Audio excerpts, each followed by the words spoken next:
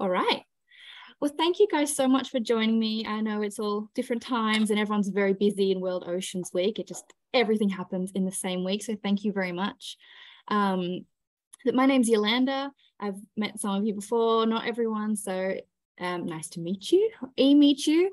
This is like the best bit of doing this, is meeting so many awesome people from everywhere. So I coordinate this group called Divers for Climate, and we're not an NGO or an organization or anything like that. We're just a community group, just passionate divers who like the ocean, who want to help tackle climate change. And we kind of facilitate these different kind of nuanced chats about the ocean and climate and how it's all connected and how we all love diving and being underwater. And so it's kind of this fun, safe space that we're trying to create. We're all volunteers. And so I just thank you again for volunteering your time and your stories and expertise today, because it's going to be a really interesting chat.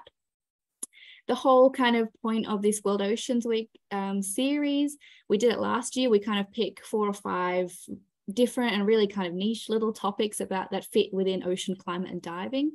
And we bring on people that can kind of share some of their insights into that topic. And we find these conversations, people are really, really interested and want to know more. And it's quite hard to find a lot of this information out there. So they're just fun chats to have. And so, yeah, this is the first one. So happy World Oceans Week, everyone. I hope you're going to have some time to get in the water this week. I don't know if it's warm or cold where you all are, but it's getting cold here. And my water swims are getting shorter. But although I don't know if Australia is cold compared to like New York. But yeah, anyway, before I go on, I just would like to acknowledge the traditional owners of the Ugamba language region, which is the land that I'm coming to you from today, and pay respect to their elders past, present and emerging, as well as acknowledge all the First Nations people of the lands in which we work, live and play. So I guess with that, so as people kind of slowly join in, it'd be great if we could kind of go around, because I'm not sure if you guys know each other or have seen each other around in ocean spaces before, but if you could kind of introduce yourself, what your work is. We'll talk a little bit more specifically about each of your projects later, but just who you are and kind of how you got here. How did you get into this space of ocean conservation or diving, or in your cases, seaweed and oysters? How did you get here? And yeah, we could start with you, Tanasia, if you wanted to go first. Yeah, so my name is Tanasia Swift, based out in New York City, so land of the Lenape. And I work for the Bay and Oyster Project. I'm also a scuba diver. So I spend a lot of my time in the water, whether it's swimming, scuba diving, teaching through Bay and Oyster Project, restoring oysters, all of that, fun stuff. And I got to, I guess, the short answer is that my dad was a fisherman. So he spent a lot of time on the water and I would just tag along with him. And so it started off there. And then, of course, the magical world of television, you kind of like explore different worlds from home. And then those places really got me excited about like just learning about new places, learning about the ocean, learning about different ways that, I as an individual can help our oceans and hopefully replenish them. And so long story short, I basically got involved with the Bay and Oyster Project in 2017. Studied environmental science in college. And from then, it's just been history ever since. So. Yeah, amazing. And so your dad was a fisherman. Did he kind of take you in your first water experiences? Was that? Yeah, for the most part. So I would say around like 5 or so, like those are my earliest memories by the water. And it was just going out fishing, and there were, some parks and outdoor spaces that we would visit. And so my, affinity grew towards the water more so than like land or being at like parks. Mm-hmm. And so, yeah, those were some of my first experiences. And then I went to a high school called the New York Harbor School, which is a maritime high school focused around different maritime careers. It's grown since I've been there, but during that time, students were just being introduced. New York City students were introduced to different waterways around New York City. So we would visit these places, have classes outdoors, have classes on boats, have classes essentially using outdoors as our classroom. And then I went to study abroad in the Bahamas for a semester, and that absolutely blew my mind away. That's when I first got introduced to scuba diving. And then the fact that students in the Bahamas, they were doing basically something similar where students were using the outdoors and the water and the ocean as their classrooms. I think it clicked to me at that point that, we can really do the same in New York City and expand that. So my passion not only grew from water, but getting people to the water as well. Yeah, your school sounds amazing. I wish I went there. Yeah, but that's really awesome. Like it is the best classroom in the world. I think lots of people watching will agree. And Sandy, you've spent probably the most time in the water out of all of us. It's your classroom. Can you tell us a little bit about yourself? Thank you for having me. Happy Ocean Day, everyone. Like Tunisia mentioned, I also went into the water a very long time ago. And my father was the one who introduced me.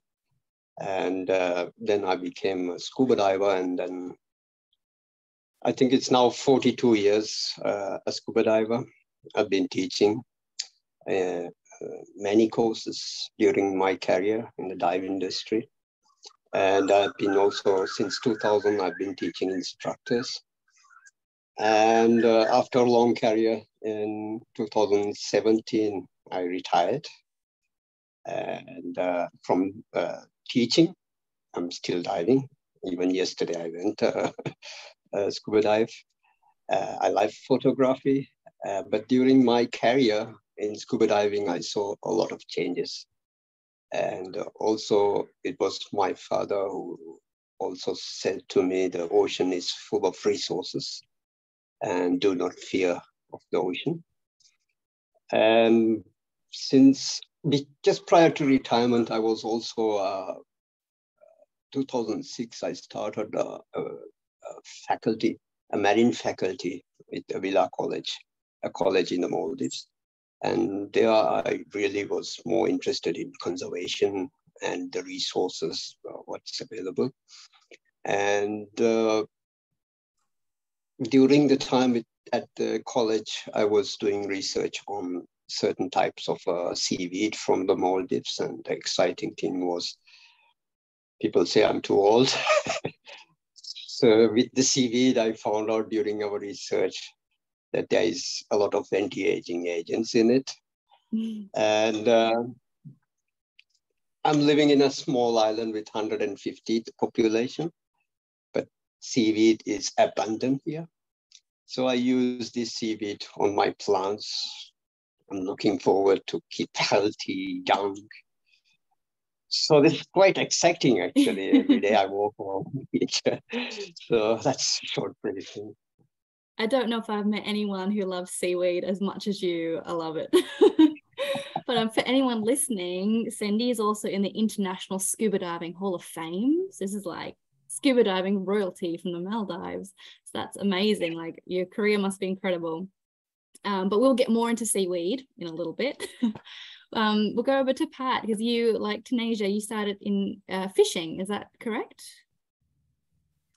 Yeah, before I got started with 12 Tides, worked in big commercial fishing and aquaculture. Worked on like 100-meter factory trawlers and large like net pen finfish farming operations. So, kind of the industrial scale of commercial fishing. And I saw all the horrifying parts of the world of global seafood and the impact it has on the oceans.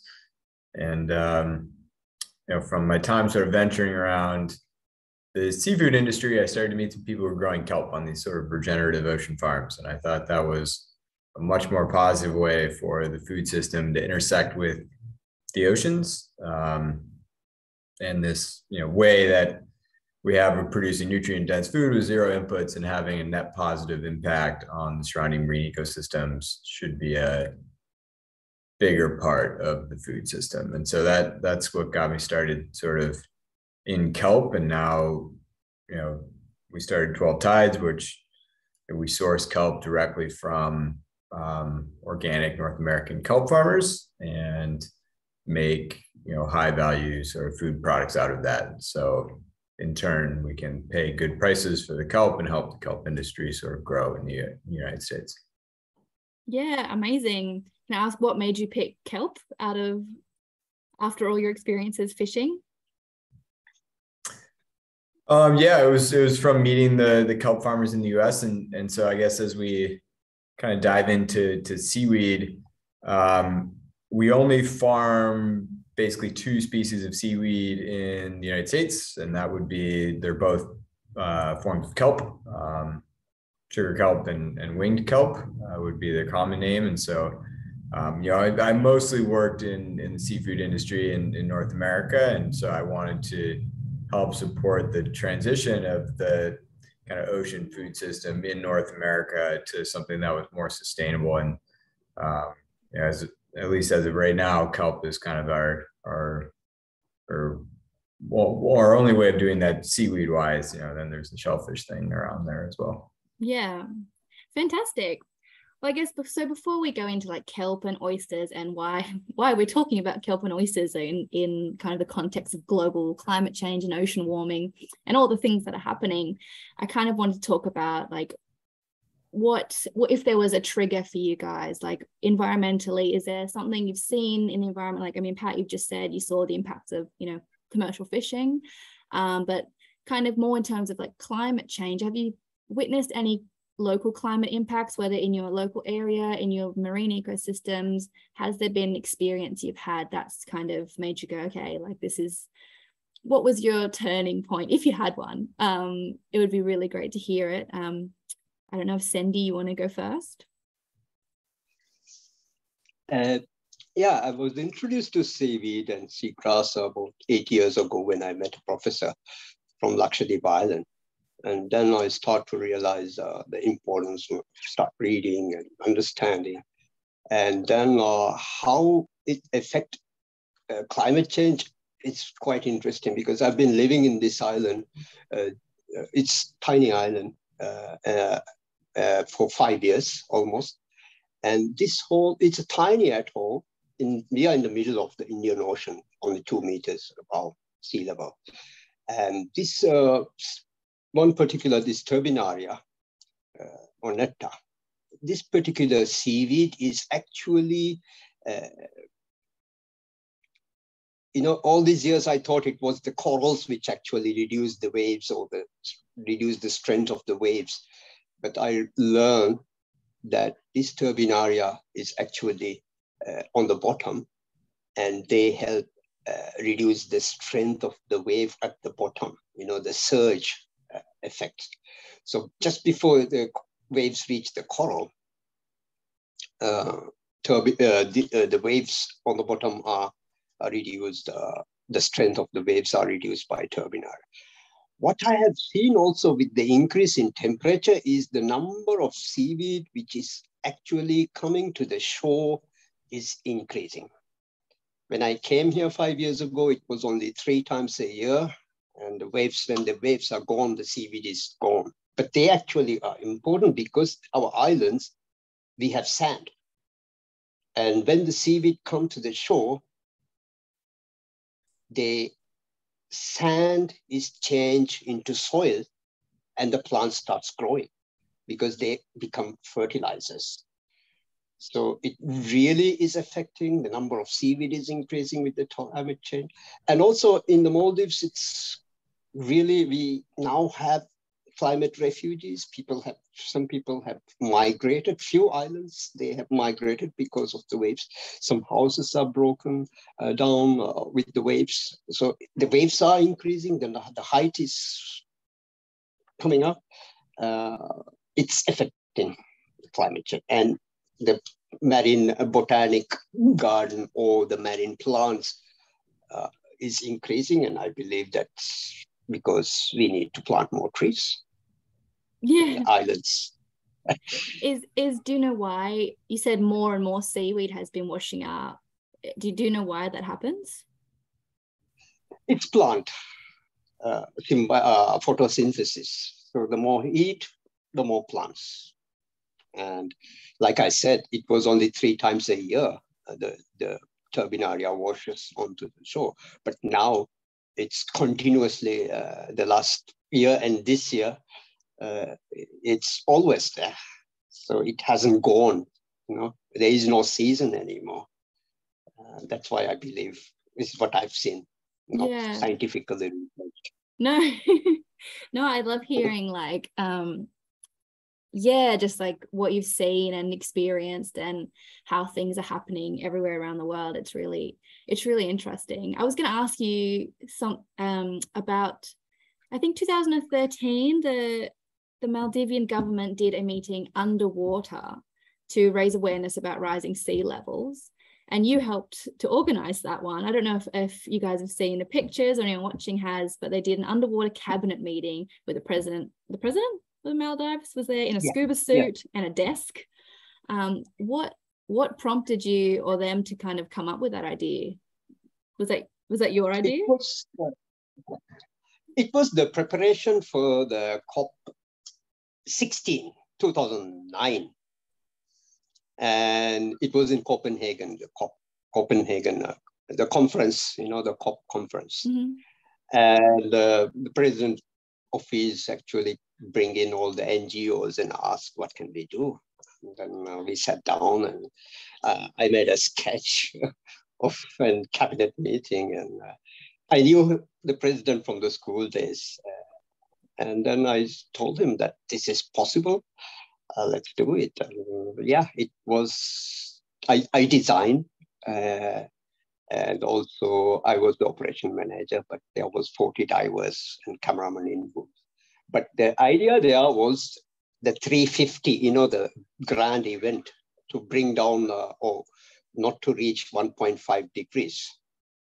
That was 12 years ago, and still we are talking about the same thing. It's coming up. The temperature is coming up. It was 2009, actually, 12 years ago almost. Yeah, wow. That must and have the been... main goal was to bring awareness, also to promote tourism as well, but main goal to prepare a political stunt, some people call, but it was effective. Yeah, no, I love it. If anyone hasn't seen it, I highly recommend you Google it. It's very cool. Yeah, we'll move on. So, Pat, are you in New York as well? Tunisia? New York based? Where am I based? Yeah. San Francisco. San Francisco. So climate impacts or any like environmental kind of turning points for you. I guess, I mean, you already talked about kind of witnessing the commercial fishing industry. Like, can you share, is there an experience you could share with us specifically? I'm not sure from the fishing industry. I mean, saw some bad things, both from the kind of human rights and just environmental impacts of fish farming, and sort of what happens around some of those, net pen farming operations and things like that. But I think the most noticeable sort of climate change impact I've noticed, at least here in California, and also being a diver, would be the depletion of our kelp forest along the US West Coast, which mostly resulted from sort of a climate event in 2014, 2015, sort of an abnormal warming that created a sea star wasting disease sort of crisis, and the purple urchins got sort of overpopulated and have taken down about 80-90% of the kelp forest here. So, with that, the ecosystem sort of goes down with it, and that's been sort of an unfortunate thing to see. And so we work with a nonprofit to help sponsor basically urchin removal dives and try to bring back the kelp forest. But, obviously the fear is like, if another one of those events happen, or if they happen too frequently, might be sort of hard to bring back. Yeah, definitely. Did you say, so you help remove the urchins? Is that what the nonprofit does? Yeah. We basically sponsor urchin removal dives, and effectively, I mean, they'll be at densities of like 50 to 100 per square meter, so they're just crawling all over themselves, and that's the only thing that's growing there. So they're mostly just smashed. Mm-hmm. Tunisia, what about you? Yeah, I mean, for starters, I wish I could have most of my meetings underwater. That sounds exciting. And I would say there's been many turning points for me. Some of them, most of them actually relate to how people interact with the environment and with water. But I would say like that first turning point was probably more of a realization than anything.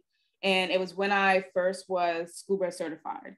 You're looking at television, you're seeing these beautiful coral reefs. And I guess that was my expectation going into it.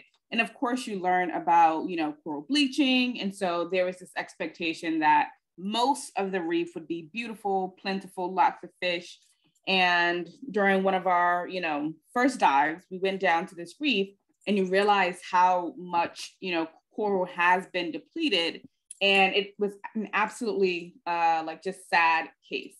And so in my mind at that point, I was thinking like, if this is sort of like where we are, imagine years after, years to come for next generations, what they will be able to see or realize. So I guess for me, that realization was like, man, I wish there was more that we could do in this moment to help protect these places in the waters so that this is not the end all be all. But in terms of like New York City, I think I'm, relatively young compared to like looking at large changes. But in New York City, I've seen a lot of positive changes with our environment. We've had so many years of just polluting our harbors, polluting our waterways, and just disregarding of life around the harbor, not even thinking of this harbor as a living ecosystem, but just as a dumping ground. That around like 1970s, that's when folks really started to realize the impacts that we were having, partially because people began to get sick. So it was like, if people are getting sick, this is now a problem, not necessarily thinking about, well, the fish are dying, this is a problem. And because there are other groups, many groups now that are focused around bettering our environment, they're more, concerned about human health. They're concerned about, having our waterways be a place where people can visit. You're seeing these places just become much cleaner, right? So I would say a huge positive turning point was in 2018. And once again, I've lived in New York City my entire life. I saw my first humpback whale ever in my entire life in New York City, and just off of the coast of New York, whales and dolphins. And that was the first time that I've ever seen a humpback, and it was in my hometown. So the fact that these animals are starting to come back, the fact that people are starting to realize that is sort of like a big thing. And sometimes it takes those big moments, like large animals, sort of like the wow factors, for people to start to care about something. But then I've also seen the places that I would visit as a kid start to really be at the center page of, cleanups. People are starting to really think about how what we're doing on land is impacting what we're doing on water. So lots of realizations, lots of turning points. And as I mentioned, when I did my first introduction, like thinking about how the waterways and outdoors can be a classroom was another realization that this could really be a shift in how we, work with city folks and getting them involved in climate work. So yeah, that's amazing. So can you feel like a shift in values happening? Like you said, a few years ago, it was like human health was like their like main concern, and that's kind of one of the problems with like climate change, and that it's quite distant for a lot of people, but it has to kind of become quite personally relevant. Are you seeing that shift to like people just intrinsically valuing the environment and the marine world? Yeah, definitely. I feel like most people, if it's like out of sight, out of mind, when we throw our trash away, we don't think about where it goes. But once it hits home, that's when people start to care and realize those impacts. And I think as a city, Superstorm Sandy was a huge kind of like turning point where everyone in New York City began to realize that, we are surrounded by water. We are a coastal city. And what we do now will definitely impact sort of like our lives and our next generations. And so I'm seeing that more people are starting to really care about the water. So there's been this sort of like ethical shift, if you will. And what are some concerns that communities are facing, how we approach them, and how we care about them. So I think because people have more of a personalized relationship with the harbor and with the water, it really started to trickle down in caring and learning about, what these ecosystems in New York City once were like, learning about how they can get involved, getting their children, getting their schools involved. So there's this trickle down effect that really has been very positive for so many people in New York City, for folks that may not have even realized it. So definitely more of a positive impact than anything. Yeah, no, I love that. We're getting into the positive stuff, which is good. I like to get the negative stuff out of the way first. But yeah, because I'm going to build off just everything you've just said, and all like kind of towards action and solutions, which is kind of what we prefer these conversations to focus on, because it's what everybody wants and needs to hear at the moment, how they can get involved, and kind of how this, I think, I know in Australia at the moment, there's been this huge shift towards kind of people want climate action and are very kind of becoming more open about it and realizing what's actually happening and how it's going to affect everyone. And it's really, yeah, things are happening. So I want to get into why we're here and start talking about seaweed and shellfish and what you're all doing with it, and why we're talking about oysters and seaweed, which to some people might seem like a really strange or simple creature to talk about as a climate solution. And so it'd be really good to hear from each of you what you're doing, why you're working with what you're working with, and kind of what it could mean for the future of climate change, how we feed the world, clean the world. Yeah, to kind of explain for people who haven't quite ever heard of these solutions. So we could start with anyone. Pat, do you want to talk a little bit? We've just had like a comment. Someone would like, I don't know if you can read it in the chat, to talk about kelp forest conservation. So maybe that will come in a little bit into you explaining 12 tides and what you guys are doing. So yeah, if you'd like to have a chat about that. Oh yeah, I see the questions. Yeah, so two like totally different things that kind of we work on at 12 tides. One is commercial kelp farming, and we do that because of the net benefit it has on the marine ecosystems around it. And we want to support the growth of that industry, in particular as a way to transition sort of coastal economies to a more regenerative system. We get all of our kelp from Maine and Alaska. It's the only two states in the US where we really have sort of commercial kelp farming operations right now for regulatory reasons. And separately, we also sponsor the conservation and restoration of natural kelp forests. And that work is mostly focused in California. And so, it's kind of two separate but very related efforts under the umbrella of seaweed and kelp being a net positive for ecosystems and us wanting to create more of it. Yeah, awesome. And so your project 12 Tides, how did you get there? How was that founded? That really started from meeting some kelp farmers. This was back in like the super early days, probably 5 or 6 years ago, in kelp farming. Just at that point in time, it was it's kind of hardly beyond sort of academic kind of research project in the US, and it's grown pretty substantially since then. But from meeting these farmers and getting a better understanding of why they were farming kelp and what kelp can do for the oceans and what kelp can do for coastal economies that have been reliant on sort of declining fisheries for decades.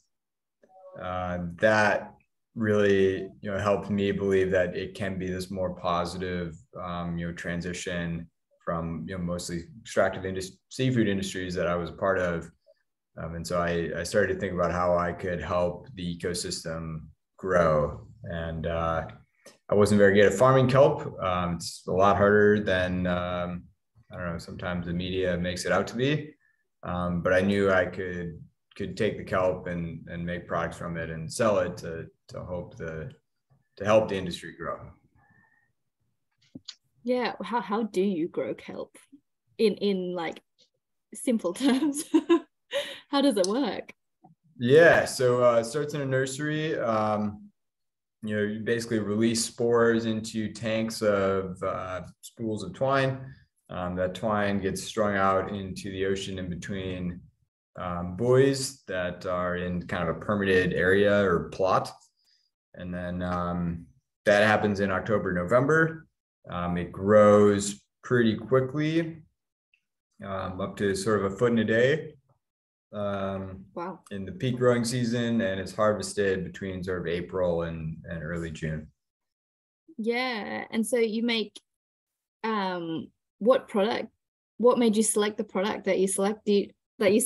Like, I don't know what the kelp kind of market is like in the States, but like, how did you get to that kind of decision? Yeah, so we make kelp chips right now. We design them with a chef here in San Francisco. Feature kelp as the number one ingredient because the more kelp we source, the more positive impact we're having. But outside of that, it's a low price point. You don't have to trust people to like cook with it.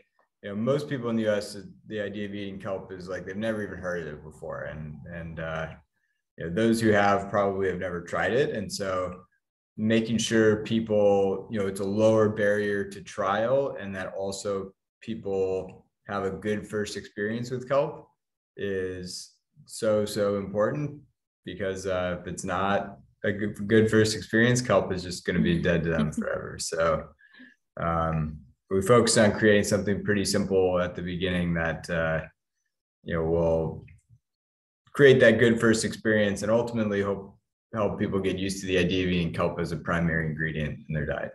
Yeah, I love that. So it's like your hook, is it? Get them on kelp and then go from there.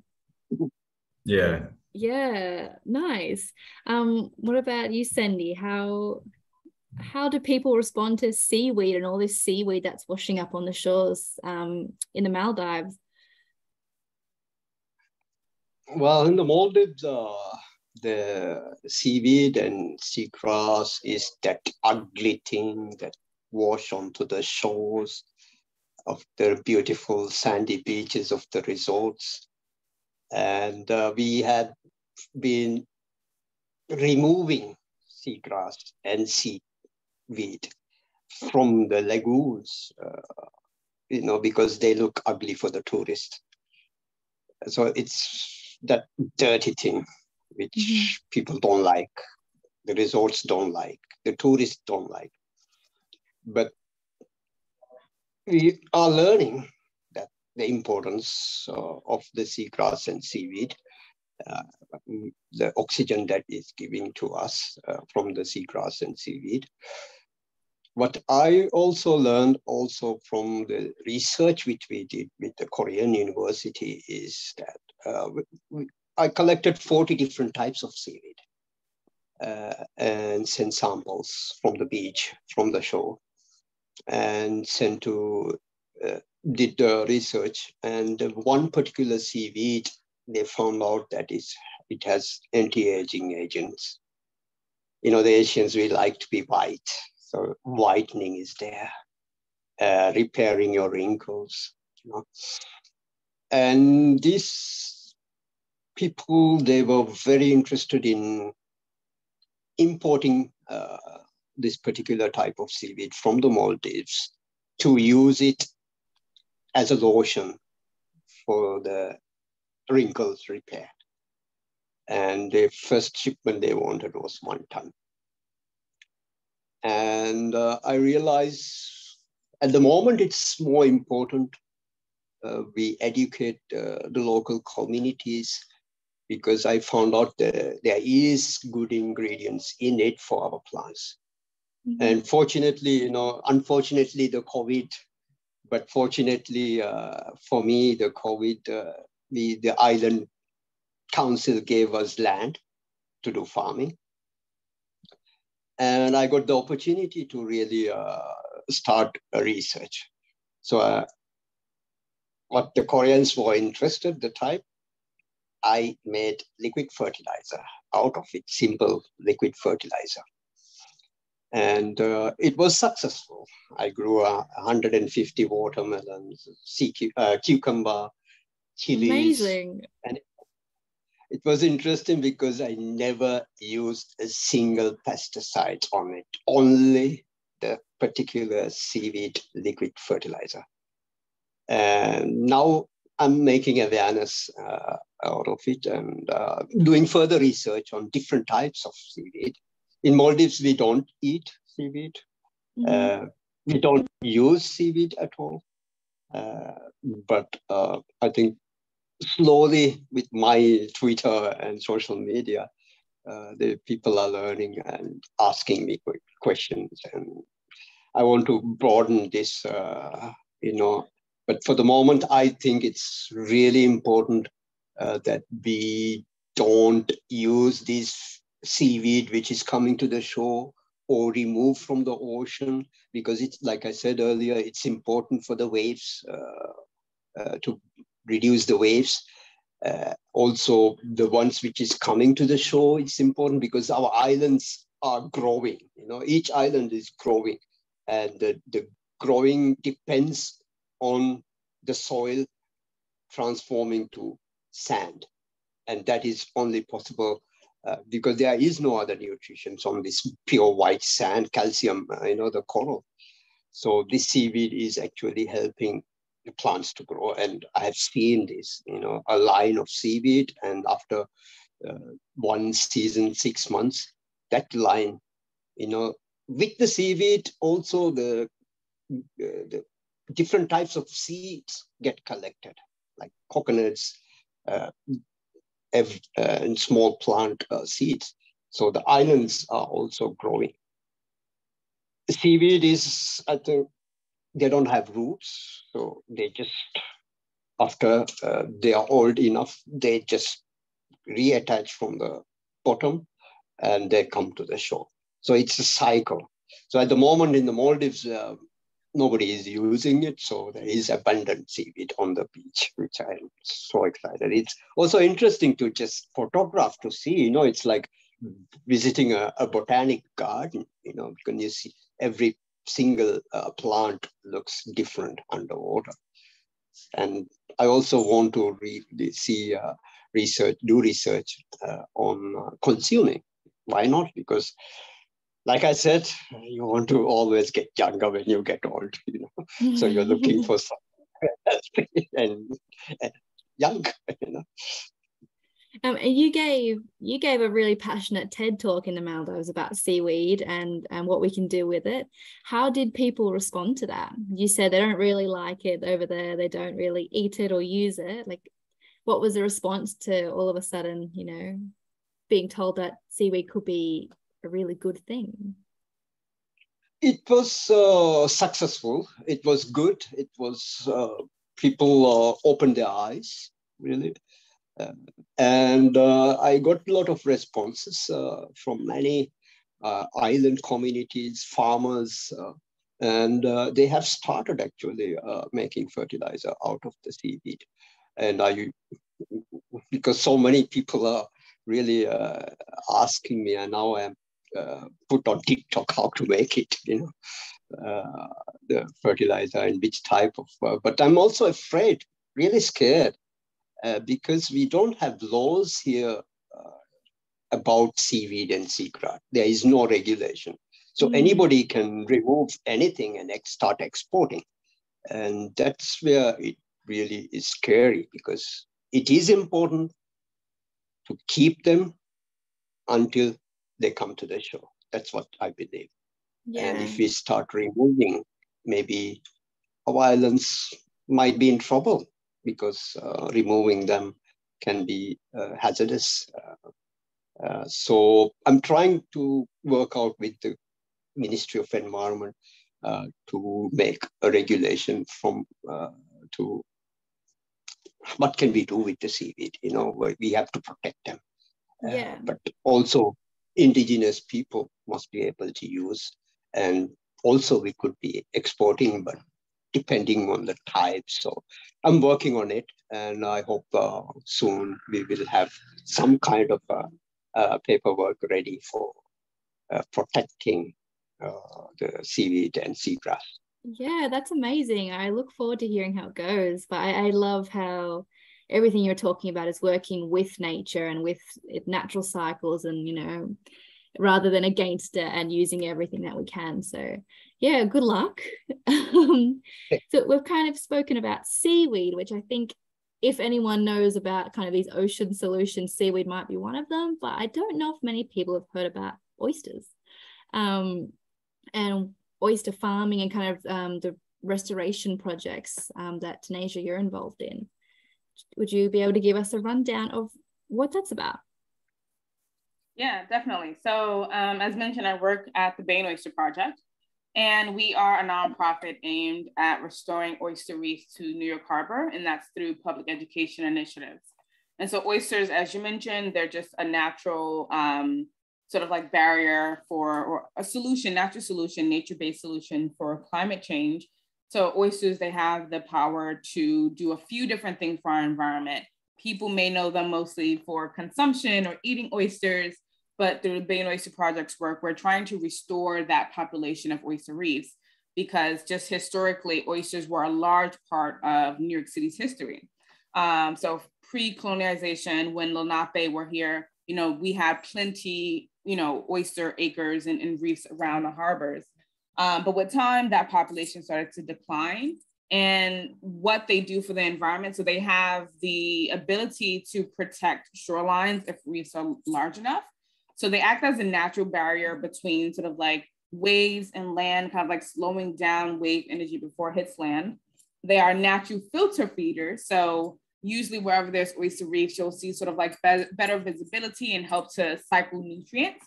And they also create habitat. So they are a great, type of structure that oysters and can essentially attach to.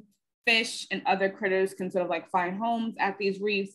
And they are just a great opportunity for students to learn about oysters. So through our program, we not only restore oyster reefs and help to kind of like bring that population back. We're trying to get to 1 billion by 2035, but we essentially also work with students and pretty much anyone who wants to get involved.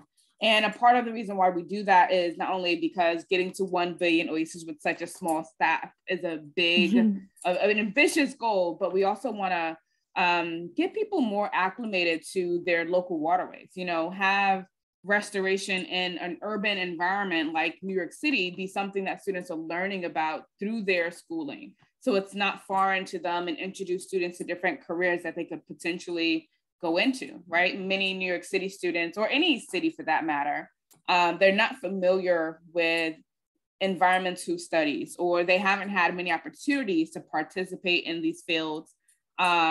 So they're getting the opportunity to restore oysters, help with a natural-based solution, learning about the history of New York City, get introduced to a career that they can possibly go into, which hopefully within the next couple of years will be a booming industry, and help sort of like shape the way that we make policies. So many things that go into, oyster restoration and sort of like the, work that we do with Bay and Oyster Project. And then we also recycle shells. So not saying that eating oysters is a bad thing. So those restaurants around New York City that sell oysters or other shellfish, so sometimes that means clams as well. Once those clams or shellfish, they're consumed, typically those disposed shells go into, the waste, and we never see them again. But we collect those shells. So we have large trucks go around to different restaurants collecting large buckets and bins of shells, in which we take those shells, take them to a curing site, which is basically a location where the shell kind of like takes a year to be completely cleared of any organic matter. So it stays in the sun, rainwater, bugs, all of that decomposes any living matter off that shell, and we repurpose those shells for our reef sites. So we're just using those shells to help plant our oyster reefs around the harbor. And then we also work with the New York Harbor School, so the high school that I graduated from, to get students on the water and participating in our programs as well. Yeah, I have so many things to say. That's really cool that you collect the shells from the restaurants. I didn't know, because this might be a really silly question, but do oysters, do they reproduce like corals? Like, do they need to stick on something to grow? So yes, is that? Yeah, oysters need a hard surface to attach to. Yeah. And typically that's other oyster shells. So oysters shells are made of calcium carbonate, so similar to corals. But one of the misconceptions is that oysters that attach to an old shell will use that old shell to create their new sort of like enclosure, which is not necessarily true. They don't do that. They just pull calcium in from the water column to start building their own shells.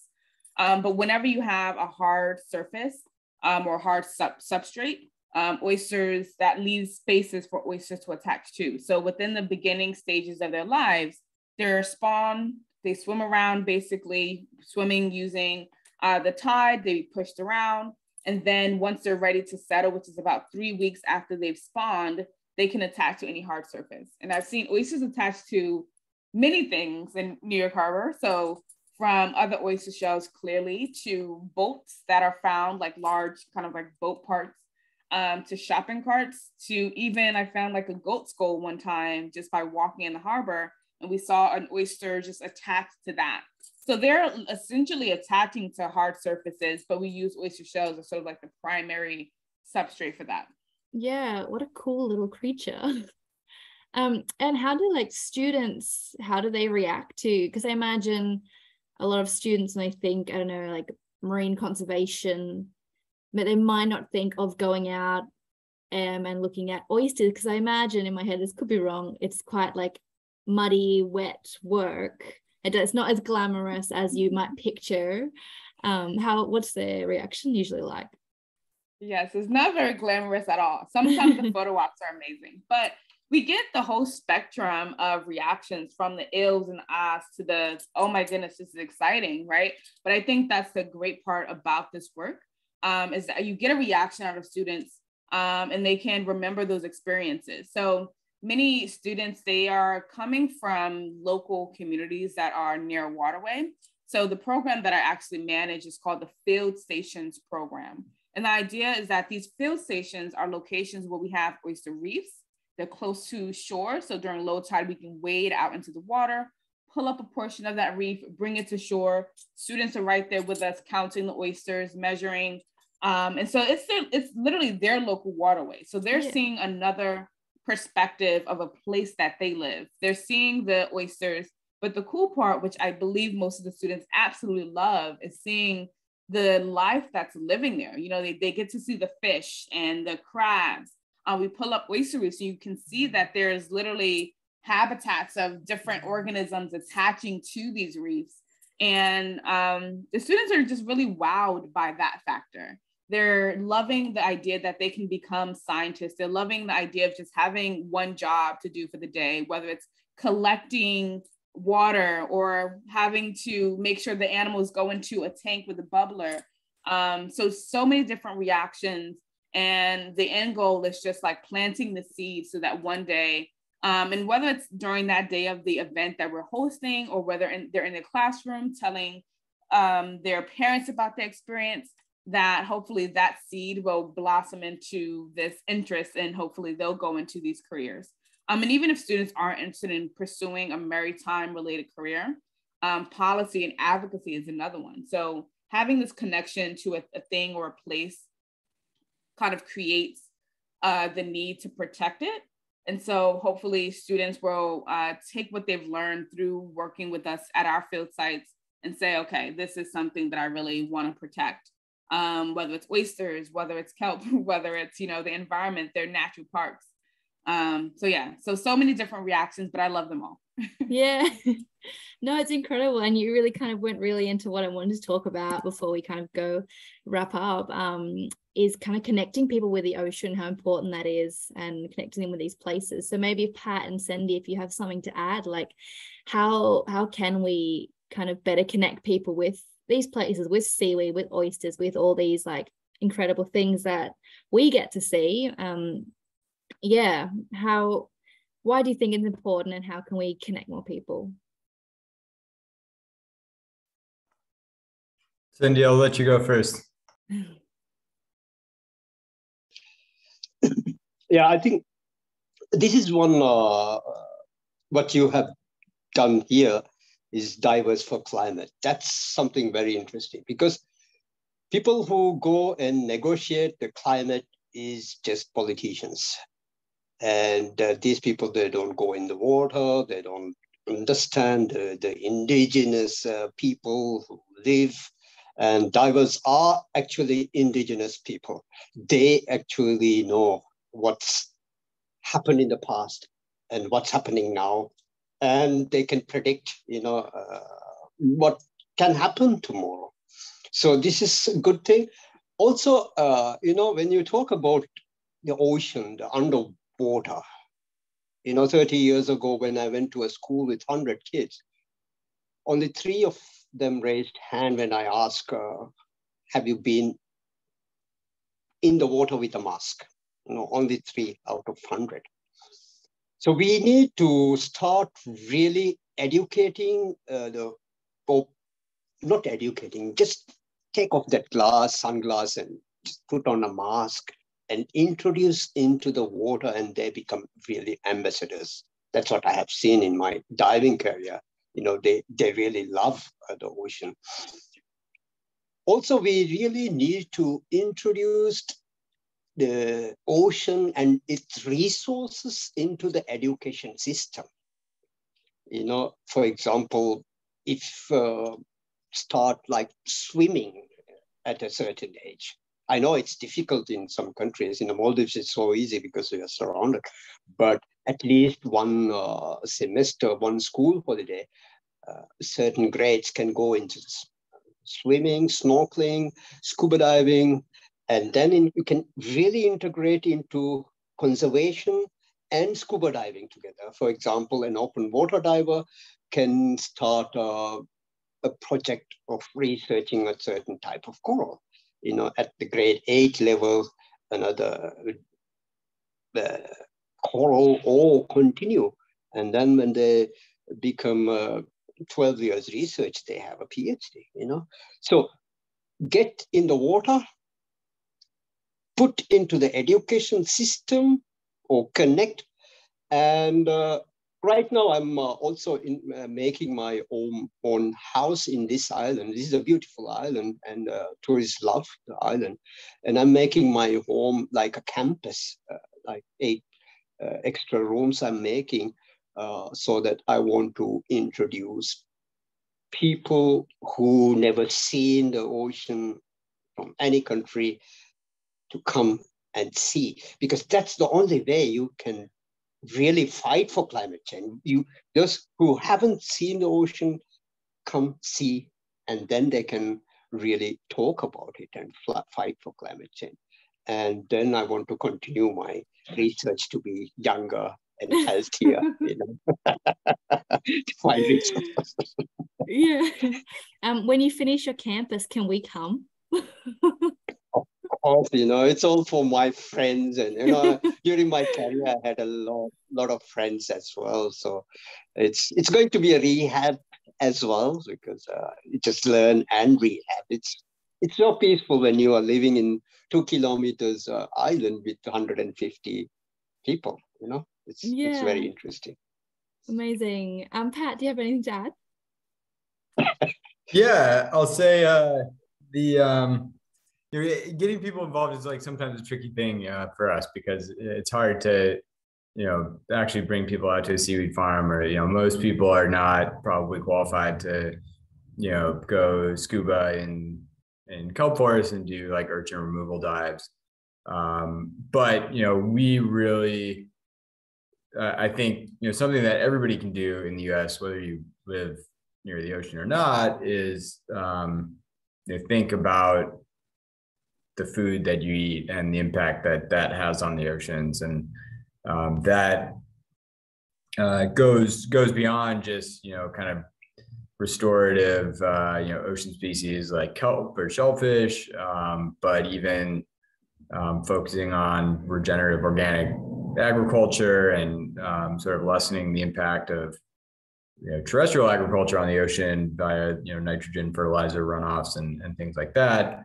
And so to us, that's always been a way that everybody can sort of play a small role, and it's takes a little bit of sort of education to connect those two things together, but people can make a pretty meaningful change just by changing, the items they grab in the grocery store every week. Yeah, I think you raise a really important point that the ocean's not always accessible to everyone, as much as we'd love to get everyone in the water. But I think making those connections for people, and the things you do elsewhere can also be connected to the ocean. I think that's really important. I've just noticed the time. If anyone in the audience has questions, now's the time to pop them in the little chat or the Q&A. But my kind of last questions are really, you've all got incredible projects. And what we usually get asked when we kind of run these things, or in general, is people ask, what can we do and how can we get involved? I think especially now there's a lot of, climate change is a really overwhelming thing. And most people now, they want to help, they want to get involved, but it's quite tricky to know how and what to do. And kind of, there's the information out there is not exactly clear. So if people were to get involved with you guys, how could they do that? Or if you want to answer more broadly, how can people help? Floor is open. Who wants to go first? I can quickly just go. So, if you're based in New York City, you're a school, an individual, and you really want to get involved, you can definitely check out Bay and Oyster Project's work by visiting our website, so bayandoysterproject.org. And we have different programs for different types of people, for teachers, students, community scientists, volunteers, restaurant owners. So that's one way to get involved. You can also donate, or if you work for a foundation and you give parents, we're open to those sorts of things as well. So definitely that's a way that you can get involved in checking out our website. But another way is just if you can, just bring a student to the water, even if it's just one kid, one person, spend some time near water, and then, plant that seed. So that's it. Awesome. Pat or Cindy? Yeah, I think, beyond what I just mentioned about it, sort of, picking what you eat. If you are a diver in California and you want to get involved in sort of urchin removal stuff, you can look up our friends at Sea Trees, and they have some good outlets for that. If you're interested in growing kelp or want to support the kelp farming industry, many of our farmers will help train and teach new farmers as well. It's a very collaborative industry, so I can definitely put you in touch with people there. But yeah, other than that, there's always kind of those smaller ways to kind of change your daily lifestyle choices as well. Yeah, I don't know if you saw, but someone's popped their email in the chat for you about kelp farming. So I don't know if you can see that one. Sandy, what about you? Okay, I just thought, 5-6 years ago when I retired, I just sit down and read a book, but it just changed my mind. I want to make a house and live with my wife alone, peacefully. But now I have decided that just because the island itself is full of, seaweed and resources. So that's my goal, actually. Hopefully by the end of the year, I will have ready. But I want to give advice for the parents that the ocean is full, like my father said, full of resources. And the solution for climate change, we really need more data, more research. And for the parents, I would like to say that the ocean, there is science, there is engineering, there is physics, there is everything in it, and we need to really research, collect data. And for the parents also, I would like to say is that, in my 40-year career of diving, people are happy. Ocean is a place to have fun. Ocean is a place people make holiday and enjoy. So for those parents, I would advise, don't be afraid. Get your kids to really do something, learn something from the ocean, which has everything in there. That's my advice for the parents. Yeah, nice. I have one last question for everyone, and then I'll let you go and enjoy the rest of your Mondays. It is Monday. Where do you see the future of seaweed and shellfish, whether it's in your region, your local areas, or globally? In your ideal future, I don't know how far from now, but what would you like to see happen? Sandy, you can go first if you like. We'll go backwards. Today we don't know what we are eating. It's all full of pesticide. My goal is everybody should live a happy, healthy life. And I'm sure now that seaweed is a solution to get fertilizer done. For sure, I would like to do further research when my house is, because it's going to be an institute for the ocean where I can do proper laboratory test, and then really I can extract the agents which are necessary for the plant to get the fruits or the flowers or to the seeds. And this helps, because the problem we have in the Maldives is that this is coming to the shore and it's spoiling the beaches. So the women or children can go collect it and then extract the agents. And then every farm in the my goal is every farm in the Maldives to use seaweed as a fertilizer. And it is growing. The number of people changing, learning that pesticide is not good for health. So I believe within the next 5 years, I think Maldives will have people will have a healthy lifestyle. That's really what I'm looking forward. Yeah. And Pat, what about the future of kelp farming?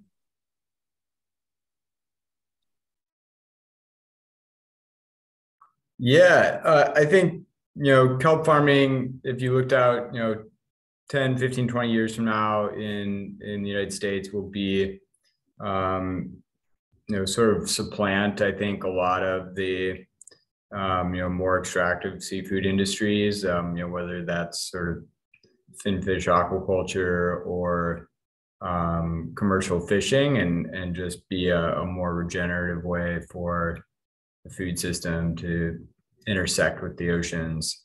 I think there's a lot of sort of ecosystem development that needs to happen to get there, from the regulatory angle, the development of the industry, the supply chain. Just our knowledge of kelp farming is still, it's only 10 years old, or we've been farming wheat for like hundreds of years. So, well, a lot still needs to happen to get there, but it does have this, potential and opportunity to really change the equation of how we think about, the food systems and agriculture and the oceans, and changing it from like trying to do less bad to doing like active good. Yeah, fingers crossed. And Tanisha. Yes, I think so. Definitely by 2035, we'll have at least a billion oysters in New York City and New York Harbor. I feel like oyster harvesting and farming will be a larger industry in New York City, and then maybe other cities may even start to adopt their own oyster restoration practices. I see oyster restoration being a part of almost every school student's curriculum growing up in New York City, hopefully also by 2035. And I also see more regulatory agencies making habitat restoration, whether it be oysters or another sort of like, oyster similar, or like seaweed or whatever, becoming a part of a priority for, New York City. And yeah, so I think that's sort of like what my vision is for the next 10 to 15 years with oysters. Yeah. Well, great. Well, thank you, everyone. It has been a really interesting conversation. I don't know much about oysters or seaweed, so I really like hearing about what's happening in all your projects. I know I've gone over time, so anyone who's watching this or rewatching this later, please look up the speakers and their works, the Blue and Oyster Project, 12 Tides, and you can watch Cindy's TED Talk online. Highly recommend you look them up and get involved if you can. But otherwise, thank you guys so much for joining me. And thanks from all the Divers for Climate volunteers. Hopefully we can keep in touch, and best of luck with all of your work. And yeah, have a good World Oceans Week. Please get in the water and enjoy it. Yep, that's everything from me. Thanks. Awesome. Thanks so much for having us. Thank you for having me. Bye.